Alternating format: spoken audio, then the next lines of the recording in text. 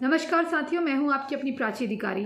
दोस्तों, आज मैं आपसे एक विषय में बात करने वाली हूं जो हमारी धार्मिक आस्थाओं से जुड़ा हुआ है और इसके लिए हमारे साधु संत कैसे प्रयास कर रहे हैं वो आज मैं आपको बताने वाली हूं। स्वामी निश्चलानंद सरस्वती उन्होंने ये कहा है, पश्चिम बंगाल में चल रहे गंगा सागर मेले यानी कि गंगा सागर फेयर में मकर संक्रांति के मौके पर शाही स्नान करने के लिए आए पुरी के शंकराचार्य स्वामी निश्चलानंद सरस्वती ने हिंदू राष्ट्र की कल्पना पर बोल दिया कि 52 देशों से हमारे उच्च प्रतिनिधि जो हैं उनकी बातचीत हुई है, वीडियो कॉन्फ्रेंसिंग हुई है, जिसमें मॉरिशस और भूटान समेत 15 देशों के प्रतिनिधि ने स्पष्ट कहा कि अगर भारत खुद को हिंदू राष्ट्र घोषित करता है तो वह इस दिशा में कदम उठाएंगे। दैनिक जागरण की रिपोर्ट, यानी कि दैनिक जागरण की रिपोर्ट है और कोई मूली जो है, मूली गाजर जो हैं वो आके अगर कहें नकाबपोश डकैत लोग जो हैं वो अगर आके कहें काला टेंट और काली टंकियाँ और जो हैं बाकी जो जालीदार हैं वो आके अगर कहें कि उसके ऊपर वाले के नाम पर हमें मार देंगे और हम झूठ बोल रहे हैं, तो उनको बता दें कि दैनिक जागरण की रिपोर्ट के मुताबिक स्वामी निश्चलानंद सरस्वती ने एकमात्र हिंदू राष्ट्र नेपाल को लेकर बात करते हुए कहा कि वो अब चीन की कठपुतली बनता जा रहा है। उसको लेकर हमारी विदेश नीति में कमी आई है। इसके साथ ही संत ने पड़ोसी देश बांग्लादेश में हो रहे हिंदुओं को निशाना बनाए जाने पर अपनी चिंता व्यक्त करी है।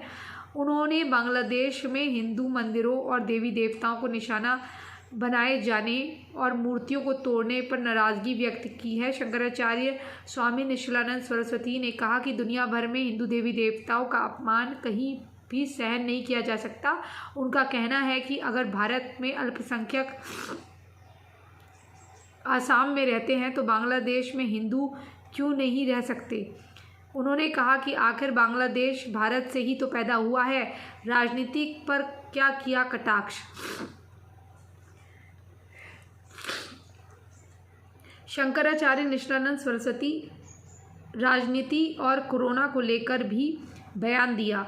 उन्होंने कहा कि इस मामले में तल्ख लहजे में कहना है कि कोरोना के इस दौर में कई राज्यों में विधानसभा चुनाव हुए हैं और होने जा रहे हैं। अब कभी कोई राजनीतिक कार्यक्रम होते हैं तो वहाँ कोरोना नहीं होता, लेकिन जैसे ही कोई धार्मिक कार्यक्रम होता है तो वहाँ कोरोना का हवाला दिया जाता है और उसे बंद कराया जाता है। इसके साथ ही उन्होंने तीर्थ स्थलों को पर्यटन स्थल घोषित करने पर नाराज़गी उठाते हुए तपोभूमि को भोग भूमि नहीं बनाने को कहा। ये स्वामी जी की अच्छी पहल है, मैं इसका स्वागत करती हूँ। अगर वाकई में ऐसा हो रहा है और काफ़ी बड़े बड़े देशों के और छोटे छोटे देशों के प्रतिनिधि इस पे, जो कुछ इस्लामिक मुल्क भी हैं, मतलब जो अपने आप को अधिकतर इस्लाम का मेजॉरिटी मानते हैं, अगर वो भी इसमें शामिल हो रहे हैं तो ये बहुत अच्छी बात है। ये कोई बुरी बात नहीं है।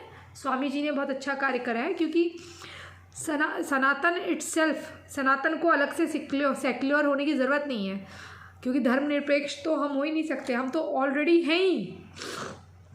सनातन का मतलब है सब एक समान रहें। वहाँ इस्लाम की तरह या ईसाइयों की तरह ये नहीं है कि इसको मार दो, इसको काट दो। सबके लिए न्याय व्यवस्था एक सी होती है। जो अपराध करता है वो अपराधी होता है। ये चीज़ दोस्तों माफ़ कीजिएगा, आज बहुत साइनस का अटैक है और इतने सारे वीडियो बनाने हैं आप लोगों के लिए, तो कृपया सहयोग दीजिएगा अपना। और आप क्या सोचते हैं, क्या ये जो स्वामी जी की मुहिम है ये सही है कि नहीं? और आपको लगता है कि जो इतना आजकल तमाशा हो रहा है, ये जो देश के अंदर गद्दार बैठे हुए हैं, जो देश के अंदर जो चाहते हैं कि देश टूटे बिखरे, इन लोगों को सबक सिखाने की आवश्यकता है कि नहीं? और जो कहते हैं कि हिंदुस्तान किसी के बाप का थोड़ी ना है, तो भाई सनातन का है। मानो या मत मानो, देश का विभाजन हुआ धर्म के आधार पर। गए नहीं उस समय, किराएदारों ने घर को कब्जा के एक चाल चली। इन्हीं के लोग हैं ना जो कानून लेकर आए कि अगर 8 साल किसी के घर में रह जाओ तो वहाँ कब्जा हो जाता है। इस तरह के फालतू कानून लेकर आते हैं इनके जेएनयू के पड़े हुए वकील, और यही मुसलमान वकील ही लेकर आते हैं इस तरह के कानून। तो ये तो उस तरह के कानून बनाने वाले हैं कि अगर किसी के घर में 8 साल रह जाओ तो उसका कब्जा हो जाएगा घर पे। तो इनका यही सोच है कि अगर हम यहाँ रह गए हैं, जैसे 2 भाई हैं, उनका आपस में झगड़ा हुआ, दोनों का बंटवारा हो गया, भाई ने अपने बच्चे छोड़ दिए और कहा भैया ये तो यहीं रहेंगे। अब बच्चे बड़े हो रहे हैं और रमेश और महेश इनके बच्चे हैं, तो अब ये बच्चे कह रहे हैं नहीं हमें भी हिस्सा दो, हमें भी हिस्सा दो, हमारा भी घर है, और अपने घर नहीं जा रहे। तो ये वाला इनके साथ प्रॉब्लम है कि आप इनको उंगली पकड़ाइए तो पौंचा भी पकड़ते हैं। आपने देखा होगा ना कि रिपोर्टर एक आदमी से पूछ रहा था तुम्हारे कितने बच्चे हैं, तो बोलता है मेरे 32 बच्चे हैं उसके। कह रहा नहीं मुझे सरकार बेकार काम कर रही है। तो बगल में एक आदमी ने बोला ये है गद्दार, नमक हराम, इसके वहाँ एक एक आदमी को इतना इतना राशन जा रहा है। मतलब इनके 4-5 बच्चे 10 बच्चे, उनको जो एक बेसिक आदमी का राशन है, एक नमक की थैली की जगह उनके पास कितनी नमक की थैली जा रही हैं। और वो मना भी नहीं कर रहा नमक की थाली लेने से, आटा लेने से एक्स्ट्रा, वो सब लेते हैं, फिर उसको बेच भी देते हैं। तो आप सोचिए अगर कोई आपातकाल जैसे हालात हों तो इनके पास खाना भी हमसे कमाया हुआ खाना भी हमारी सरकारों द्वारा जिनको गाली ये देते हैं वो भी रहेगा। तो एक घुसपैठिया जितना एन्जॉयमेंट हमारे भारत में कर रहा है इतने सारे बच्चे पैदा करके, कोई 10 साल पहले आया है, कोई 20 साल पहले आया है, छुप छुप के आए हैं ये। और सन 47 के बाद जब विभाजन हो गया उसके बाद से इनका आना जाना जारी था। एक तो पकड़ी गई थी दिल्ली में, याद है ना, उसके भाई से ही उसकी लड़ाई हुई। तब भाई ने बताया कि इसकी शादी 90 के दशक में वहाँ हो गई थी। उस आंटी की शादी 90s में हो गई थी, किधर यहाँ पर 90s में, हाँ 90s में उसकी शादी हुई और वो चली गई थी वहाँ पर। तब उसके बच्चे हुए तो पति की नौकरी छूट गई तो यहाँ आई, तो यहाँ पति का इलाज करा रही थी, यहीं रही, यहीं पति की डेथ हुई, यहीं चुपचाप रहने लग गई। उसकी नागरिकता बदल चुकी थी, उसकी नागरिकता थी पाकिस्तानी, बच्चे भी पाकिस्तानी थे। तो जब प्रॉपर्टी को लेकर विवाद हुआ घर का, तब जाके भाई ने पोल खोली। अब बताइए, अब जेल में है, ये है इनके हाल। तो ऐसे छुप छुप के यहाँ रहते हैं, इनके एंजॉयमेंट चलते हैं, और हमारे लोग जिनके पास सब कुछ होता है वहाँ उन देशों में, वो लोग मार खाते हैं। ये है हाल दोस्तों।